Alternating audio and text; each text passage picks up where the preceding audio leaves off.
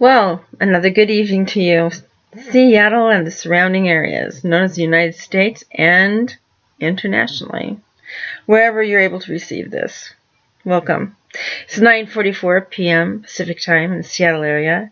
It's October 21st, 2015. We're moving right along this year, aren't we? I'm getting older. I think you're all getting younger. My doctor even looks younger. So, my mother told me there'd be days like this. There's a reason why that song was made. You know that, right? Anyway, Vice President Biden has decided not to run in the 2016 election. He did, I think he's tired. He's also had a terrible loss this last year of his 46-year-old son from brain cancer. Years ago, before he, I think his wife was 30 at the time, his first wife, she was killed, his baby daughter was killed, and the son who recently died was the only survivor in a horrific car accident. He has lost a lot. I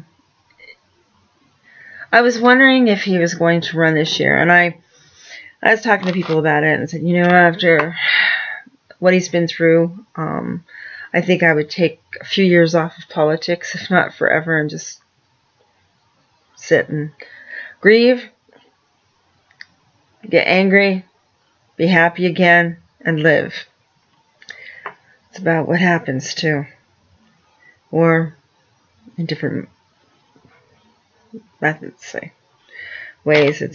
Grief is an interesting thing. It's you either come out roaring angry or can't stop crying. You stop eating, or you eat too much, or you call everybody in your phone book and you drive them crazy.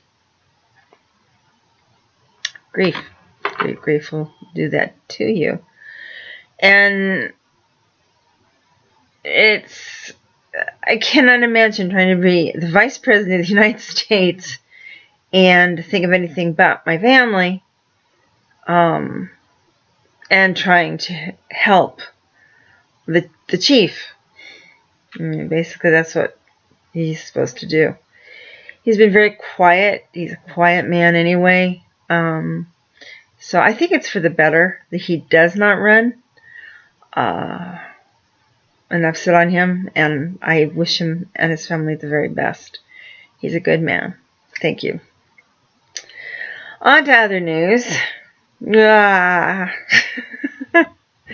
As we know, 2 weeks ago we went through the Republican debates, and this last week we went through the Democrat debates, and so far Hillary is falling behind, and Bernie is ahead, and Donald Trump is ahead on the Republican side.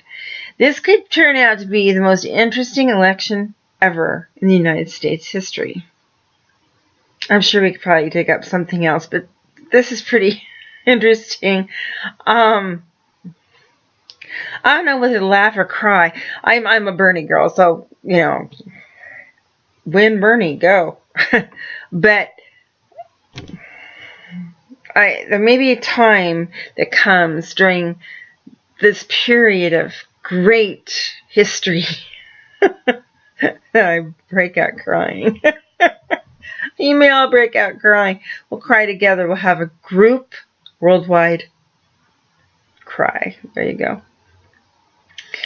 Anyway, I don't know what to say about Donald Trump. I mean, I could say a lot about Donald Trump, but he can outbuy our deficit. If he really wanted to help the United States, he would do something. Okay, he doesn't have $1 trillion, though. But he could sure put a big dent in it, donate all of his money and his businesses to the United States government, and pay off darn near all the debt. He'd still have a few million down, but we'd want to help. There you go. Put your money where you believe it should go. If you want to be president for power, then you shouldn't be president. If you want to be president because you think you can buy your way in, you shouldn't be president. If you believe that these people who have to beg for money and have begathons, who are running for president, are having fun doing it, you're wrong. And you, or whoever's doing it, should not rub it into their faces. Again, his money has bought him a place in the presidential candidacy. Which comes back to the old, do the rich win? Do they? And if he gets in, what's going to happen to the middle class? Huh? If he taxes everybody the same, the poor will get poorer, the middle class will become poorer, and the upper middle class will become middle class poor, because they'll all be taxed as the rich man's tax, to counterbalance theirs, and they won't have to pay that much tax, So actually, they win again, if that were to happen. Now, I'm not an economist, and definitely not a mathematician. I did lousy in math, but don't you think that dividing the classes is wrong? I mean, there is a huge division going on right now, and we tend to, we're not ignoring it, we can't ignore it, but they're putting up toll booths on all the highways, for instance, and only the people who can afford the tolls can go there quickly and on there, and go zoom and get right to work, and other people are stuck in traffic. It used to be the lane that you could have 2 passengers, and you get in that lane and, carpool lane, bus lane. Now it's the toll lane. So, though it does not seem like much money to some, it is a lot of money to others, and they really need to get to work, and that's one reason why they always have another person in the car with them. So I guess they added a whole bunch of people in, it'd be easier, but they still need to pay the toll, so, and I guess that's why you'd have about 3 or 4 people in there paying the toll. The toll is only 75 cents, by the way. But if you're caught going into the toll lane, and there's cameras, it takes pictures of you as you're going through. We did this last week to test it out. And it did catch us. It caught us, by Joe. I was coming back from the doctor, so it was okay. It was no emergency, and I thought, well, we hope we don't get pulled over. And we didn't. They just took snappy pictures, And it came to, let's see, it's 75 cents. I think we were hit by 3 or 4 not lights, but cameras. Not sure, but it came to $2.75. We got the bill today. Okay. It's not bad. I personally think it's classist. They get accused of from racism to classist. Somebody will complain. You call me classist? Classless? Pumpernickel. Aluminum. Oh, Lord. Anyway, yeah, classist. Division of all of us. Remember the French Revolution, along with the Russian Revolution, but let's first remove the Russian Revolution because it had a lot of different other things going on in it, but the French Revolution with King Louis and Marie Antoinette. Now, King Louis was a little bit of a soft-spoken man. He wasn't as smart as his wife, but he did have a thing for numbers, and he did tell her to stop spending like she was, but she wouldn't stop. And he loved her to pieces, and he couldn't get her to stop. And you know the old expression, let them eat cake? Well,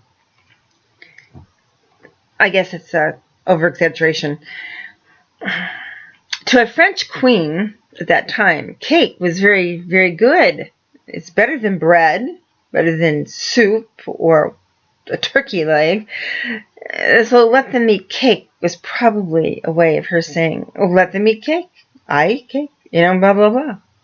And sadly, she sat in that tower for, I think, 8 or 10 years, where King Louis, her husband, was killed immediately within the month of his arrest when they took over the palace during the French Revolution. The son, the Dauphin, was taken to a prison cell, never to be seen again, until 5 years ago when they did a DNA study and found out that he was, in fact, the royal child who would be king if they'd allowed him to survive. They don't know what he died from. The daughter of Marie Antoinette was sent back to Marie Antoinette's home country with her mother, and it was made promised that she would never become queen and never have any title at all, and she did not. Actually, I have to look into further history, but I don't think she even married. Again, I'm not sure. I've got to read further into that. But we usually stop at the French Revolution, and after her mother's head was removed, okay, it's over. Yeah, I want to know more about, her family. She had children. She had quite a lot of children who passed, and she loved her children.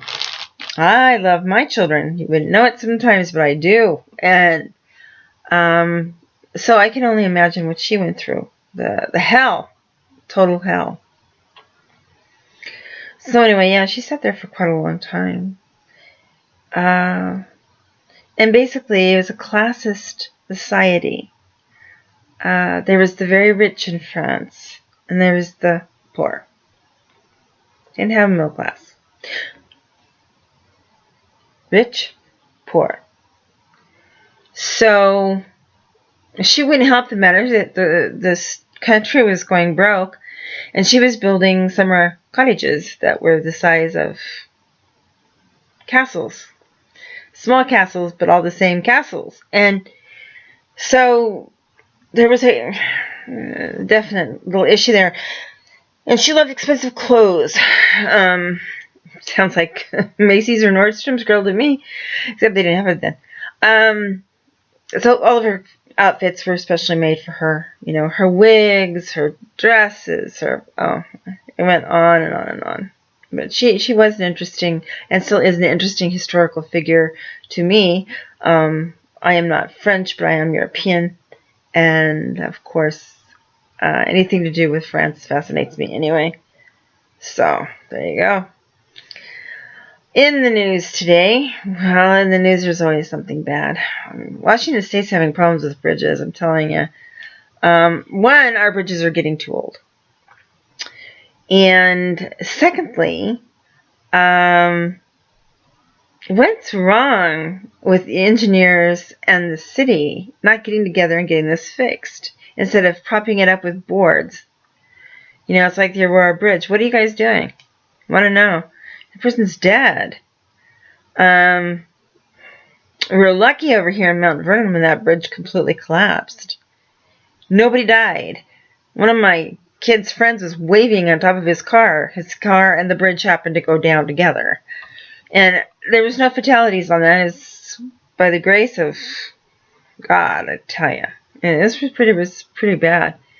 So anyway, Washington State, get yourself together and put your priorities right, You think that toll's going to pay for the roads? I doubt it. We're still paying for a Coliseum. We're still paying for the roads that were last built. Anyway, yeah. That is it's Wednesday, isn't it? Oh my. It's almost trash day. Friday. Remember trash day? It's trash day. By the way, you're sitting in my working area. Behind me is the original art of Robert Hamilton Smith. now deceased. He died July 2014. Major heart attack. And then to my right, or your left, are the carved, oh, I can't turn, pictures of all kinds of different things. I have so much art. It's just ridiculous. Ah, there's the famous bamboo that is being fought over right now. And of course, my dog cage on the bed. This is my work area. I make lampshades. I make quilts. I make anything you ask for. I'm a novice, and I'm crappy at it. But I'm honest about my craft. Anyway, I'll let you go. Thank you so much for joining me this evening. I'll have a pleasant, happy night. Good night, sweet dreams, and tomorrow may be a good day. Goodbye.